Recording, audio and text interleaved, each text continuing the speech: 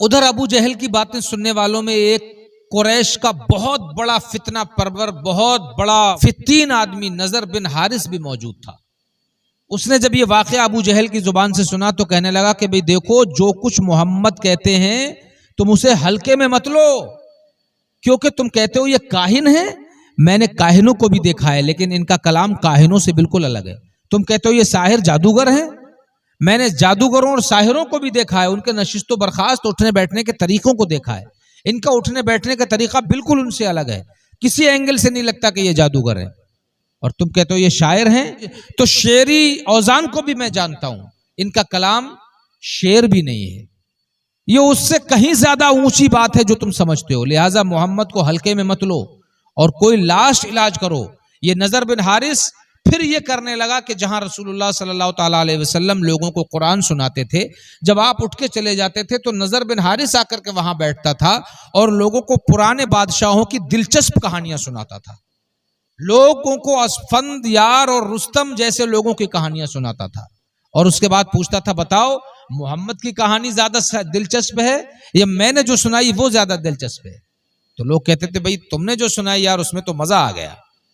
अल्लाह ताला ने इसके रद में कुरान करीम में कई आयतें नाजिल फरमाई और खुद ही कहता कि भाई देखो, जैसा तुम मोहम्मद अरबी की बात को सुनते हो ना, उसमें कोई लुत्फ नहीं होता, अलबत्ता मेरी बातों में ज्यादा लुत्फ होता है।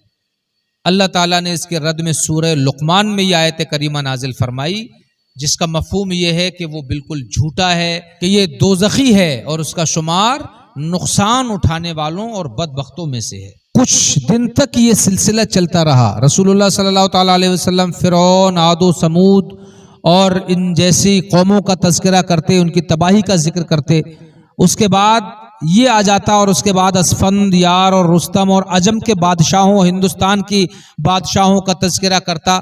तो लोग कहते यार नजर बिन हारिस की बातों में तो बहुत ज्यादा दिलचस्पी है, ये तो मोहम्मद से ज्यादा दिलचस्प बातें करता है। लोग उसकी बातें सुनकर के खुश होते और उठ करके चले जाते। आखिरकार होते होते एक दिन लोग नजर बिन हारिस को घेर के बैठ गए और कहा कि तुम ये तो सब बातें बताते हो, मोहम्मद का भी कोई इलाज करो।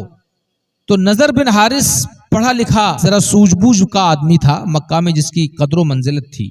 उसने कहा ऐसा करो, अगर तुम मोहम्मद के बारे में हकीकत में ही जानना चाहते हो तो तुम मदीना जाओ, उस वक्त यसरब नाम था, और तुम यसरब जाकर के वहां जो यहूदी आलिम रहते हैं उनसे मुलाकात करो और उनको मोहम्मद की पूरी कैफियत बताओ और उनसे पूछो क्या आसमानी किताबों में भी इसका जिक्र है या नहीं।